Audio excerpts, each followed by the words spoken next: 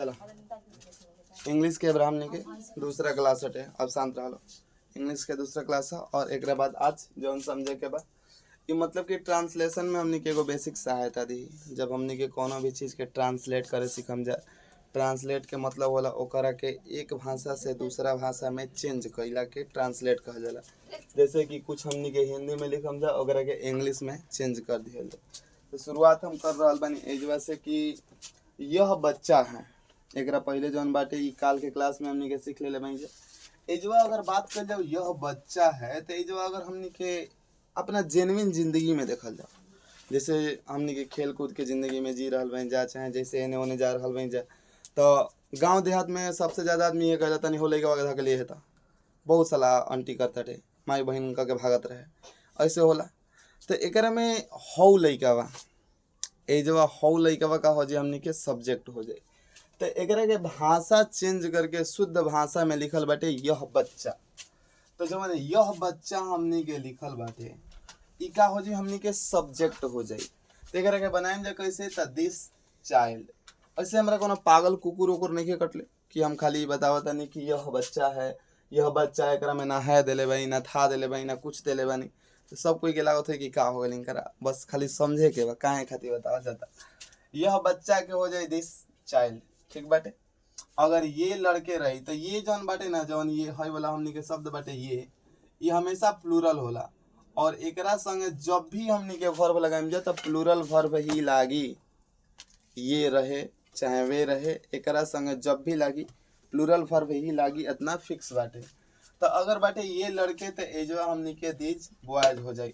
अब सब कुछ सोचो तो कि बॉय में एस काहे लागल बाटे, काहे से कि बॉय जौन बाटे BOY एकरा से एगो लड़का के डिनोट हो रहा बा, लेकिन बॉय में अगर हमनी के एस जोड़ देता नहीं जा तो एकरा से ओकर प्लूरल फॉर्म मिल जाई, मतलब कि बहुत सारा लड़का के बोध होखे लगी, बहुवचन रूप के हमनी के बोध होखे लगी।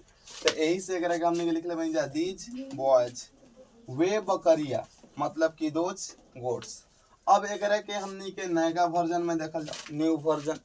जैसे एकरा पे सेंटेंस आ सकता कि यह कुत्ता काला है, यह कुत्ता काला है। बहुत सारा लड़कन के हमें तो देख ले कि son this is black dog, this is black dog, यह कुत्ता काला है। लेकिन यह तरीका से ना बनी, ये जब समझे के पड़ी कि आखिर सेंटेंस का कह रहा बा।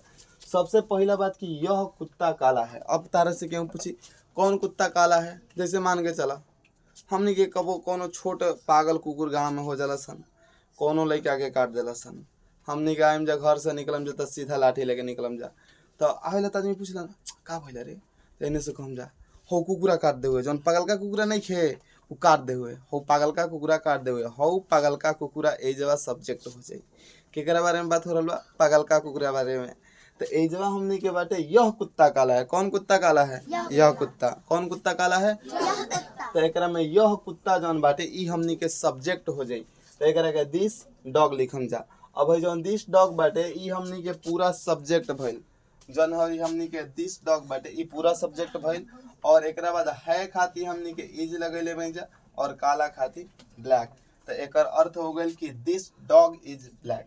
ई जाके एकर सही मतलब कि सही तरीका भइल बनावे के।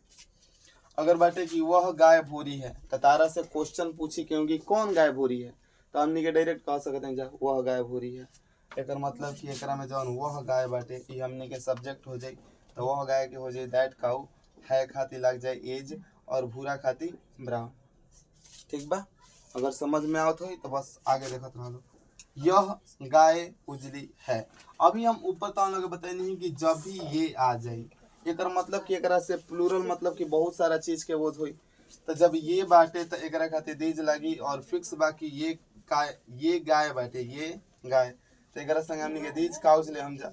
और जब प्लूरल बाटे तो एकरा संगे प्लूरल वर्ब भी लगी और एजवा उजला के हमनी के वाइट हो जाए। और यही तरीका से कुछ हम लोग के सेंटेंस दिले बन एकरा के देख लिया लो और जहाँ ना समझ में आई वो हमारे से पूछ लिया लो।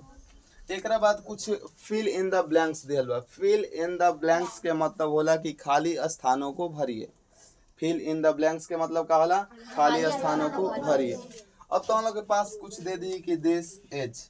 अब जब गीता रीता बाटे और अरीता बाटे तो सबसे पहले कि जब रीता भराई कि ए रीता भराई ई सोचे वाला बात बा। तो हमनी के हमेशा रीता भरन जा, कैसे कि कोनो भी व्यक्ति के नाम के पहले ए ना लागेला। कोनो भी व्यक्ति के नाम का अगर प्रॉपर नाउन के बात कल जाए, व्यक्तिवाचक संज्ञा, अगर कोनो भी चीज खास बाटे, कोनो वस्तु खास बाटे, कोनो स्थान खास बाटे, तो ओकरा नाम के पहले ए कबो ना लगाई जा। ठीक बाटे। जैसे हम कहते हैं कारे मोहना का हाल बाटे, तो अब मोहन के नाम के पीछे ए ना लगी। काए खखोरन का हाल बा, तो खखोरन के नाम के पहले कबो ए ना लगी। अगर कोनो व्यक्ति के कोनो खास नाम बा तो ओकरा नाम के पहले ए कबो ना लगी। ठीक बाटे ना। यानी कि जवन हमनी के प्रॉपर नाउन बाटे, PROPER, proper noun. Proper noun के मतलब होला व्यक्तिवाचक संज्ञा। और व्यक्तिवाचक संज्ञा तो हम लोग के बहुत बढ़िया तरीके से समझेले रही कि जौना से कोनो खास व्यक्ति, वस्तु, स्थान, नाम आदि के बोध हो, ओकरा के का कहल जाला, व्यक्तिवाचक। और इंग्लिश में ओकरा के प्रॉपर नाउन कहल जाला। तो प्रॉपर नाउन के पहले ए या ए एन चाहे ए या ए एन कबो ना लगी। ठीक बा। आगे देख लो, कहता दैट इज, एजवा बॉय बाटे और ए बॉय बाटे। तो एजवा हमनी के ए बॉय के चूज करम जा, कहाँ से कि एगो लड़का के बारे में बात कर रहल बनी जा। एगो लड़का के जब सेंस आवत है। That is a milk, milk एकरा में हमेशा हमने के मिल्क रही, अ मिल्क ना होई। कहाँ से कि अ मिल्क जौन है मिल्क बाटे, एकरा के हमने के मटेरियल नाउन कहम जा। मटेरियल नाउन के हिंदी होला द्रव्यवाचक संज्ञा, मतलब कि जिसे मापा या तौला जा सके परंतु गिना नहीं जा सके। अब जैसे हम तो हम लोग के पढ़ावत हैं और कहनी कि बबुआ हम आवत हैं 5 मिनट में पानी पी के, तो हम लोग काम का कर लो कि एगो 1 किलो दूध कीन के दे देता है, तनी एकरा के गिन के धैले रहो कगो बाटे। हम आवत नहीं होने से तो क्यों दूध के गिन सकता, दही के गिन सकता, छोड़ लो ये सब ना गिने, लेकिन मट्ठा तो फिक्स बा के गिना जे मठो ना गिनाई। तो जब कोनो भी चीज के हमनी के गिन नहीं जा सकत तो ओकरा पहले ए या एन ना लगेला। ठीक बटे ना। तो ए जब हमनी के मिल के हो जाए। तो अगर टेस्ट में ऐसा सवाल रही चाहे कबो केहू तो हम लोग से पूछी तो ओकरा के बहुत बढ़िया तरीके से समझा दिया लो। दीज आर, ए जब दीज हमनी के जौन बाटे ई का बाटे, प्लूरल बाटे। तो एकरा संगे देख लो गर्ल्स जौन बाटे, एकरा से बहुत सारा लड़की के बोध हो रहल बा। ए गर्ल बाटे तो एकरा से एगो लड़की के, तो ए जब हमनी के गर्ल्स होई। कहाँ से कि जब हमनी के ए जब दीज आर गर्ल्स बाटे, दीज आर गर्ल्स बाटे, तो एकरा संगे अगर ई प्लूरल बाटे तो एकरा संगे प्लूरल रहे के चाहिए। अब एकरा बाद बाटे एगो इंट्रोगेटिव सेंटेंस ले ले भाई। इंट्रोगेटिव के मतलब प्रश्नवाचक हेतु प्रश्नवाचक वाक्य होला, ई पहले बता देले भाई। जैसे कहता है कि क्या यह गाय काली है, तो सबसे पहले जब भी शुरुआत में क्या आ जाए, जब भी शुरुआत में क्या आ जाए तो पहला काम का करे के बा कि यह सब्जेक्ट में जवन हम यह वाक्य कंफ्यूज तनी मनी होता तनी बोलला के वजह से, जौन ये हमनी के वाक्य बा, यह वाक्य में जौन सब्जेक्ट हुई वो सब्जेक्ट के अनुसार जौन वर्ब लागी वो वर्ब के सबसे पहले हमनी के पहले लिखम जा। तो यह गाय बाटे, जैसा ही हमनी के यह लगल तो मन एकदम गदगद आगे ले जावा इज, तो इज के उठा के हमनी के पहले रख देम जा, हो गए इज। ओकरा बाद यह गाय के हो जाए दिस काउ और काली के हो जाए ब्लैक, तो हो जाए इज दिस काउ ब्लैक। ठीक बा। ऐसे बहुत सारा सेंटेंस बा, प्रैक्टिस कैला से कोनो भी चीज संभव हो सकता है। बहुत ज़्यादा प्रैक्टिस तारा करे के पड़ी। अब एक जगह कुछ लिख ले भाई कि यूज ऑफ पोसेसिव एडजेक्टिव्स, मतलब कि हमनी के कुछ ऐसा शब्द बा जौन अधिकार बतावेला। अधिकार जैसे कितना आदमी कहला हो हमार मेहरा रोही हमार, ओकरा पे ओकर पूरा अधिकार बटे, हो हमार कुकुर हटे।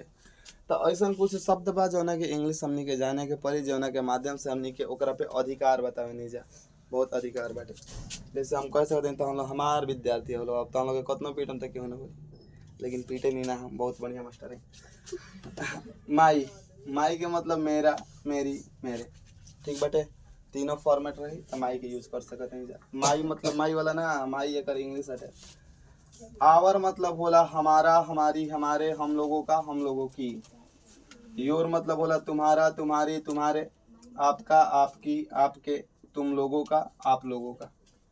हिज और हर, ई दूगो चीज ध्यान देवे वाला बा। हिज जौन बाटे ई हमेशा पुरुष खातिर लागेला और हर जौन बाटे ई हमेशा स्त्री खातिर, लेकिन दोनों के मतलब एक ही होला, उसका उसकी उसके। हिज और हर दोनों के मतलब होला उसका उसकी उसके। बस खाली अगर फॉर्मेट चेंज बा कि हई बेचारा पुरुष खातिर काम करेला और हई एगो बाटे देयर। देयर मतलब होला उन लोगों का, उन लोगों की, उन लोगों के। और एगो लास्ट बात गए एड्स। एड्स के मतलब होला इसका इसकी इसके उसका उसकी उसके। और इ नपुंसक लिंग खातिर लागेला। नपुंसक के मतलब तो सब कोई समझते बा, ना वो पुरुष में आई ना स्त्री में आई, बीच बीच में आई। एक तो तरह से अगुआ कह सकते हैं, लेकिन अगुआ ना कहल, फगुआ के सीजन के। अब आगे काल